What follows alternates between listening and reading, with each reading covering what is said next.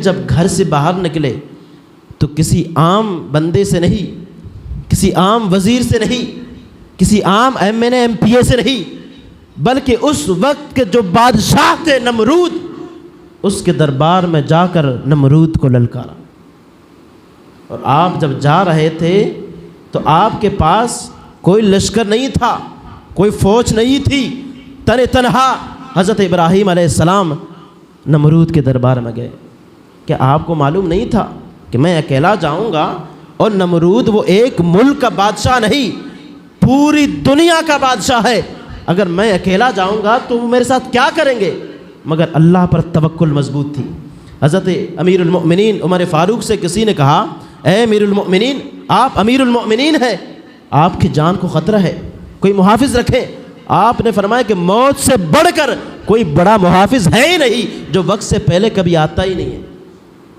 جب انسان یہ بات اپنے ذہن میں ڈال دیتا ہے کہ موت وہ چیز ہے جو وقت سے پہلے آ نہیں سکتی ہے اور وقت کے بعد کبھی نہیں آ سکتی ہے، جو وقت اللہ نے مقرر کی ہے اس وقت بھی آتی ہے، جب یہ بات بندہ اپنے ذہن میں ڈال دیتا ہے تو پھر اس بندے کے اندر خود بخود جرأت و بہادری پیدا ہوتی ہے۔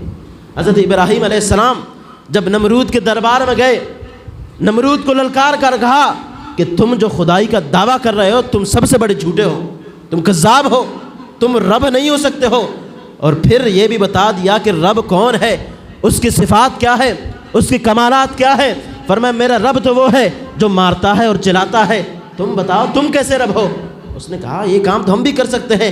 2 قیدیوں کو بلایا، ایک کو پھانسی دی جس کو رہا ہونا تھا، اور جس کو رہا ہونا تھا اس کو پھانسی دی، اور جس کو پھانسی ہونی تھی اس کو رہا کر دیا۔ کہا دیکھو جس کو مرنا تھا ہم نے اس کو بچا لیا، جس کو بچنا تھا ہم نے اس کو چھوڑ دیا۔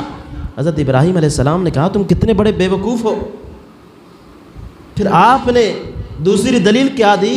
فرمایا یہ کام تو تم نے کر دیا اپنے اندازے کے مطابق، میرا رب تو وہ ہے جو مشرق سے سورج نکال کر مغرب میں غروب کرتا ہے۔ اگر تو کہتا ہے میں رب ہوں تو مغرب سے سورج کو نکال کر مشرق میں غروب کر، فَبُهِتَ الَّذِي کفر۔ قرآن نے فرمایا کافر لاجواب ہو گئے۔ ان تمام واقعات کو صرف ایک قصہ سمجھ کر نہ سنیں، بلکہ اس میں دیکھیں کہ اس میں ہمارے لیے سبق کیا ہے۔ حضور نے فرمایا کہ جابر بادشاہ کے وقت، ظالم بادشاہ کے سامنے، جابر بادشاہ کے سامنے جب ظلم عروج پر ہو، جب تشدد عروج پر ہو، حضور نے فرمایا کہ اس وقت اس جابر بادشاہ کے سامنے، اس ظالم بادشاہ کے سامنے فرمایا کلمہ حق بلند کرنا یہ سب سے بڑا جہاد ہے۔ حضرت ابراہیم علیہ السلام نے یہی کیا۔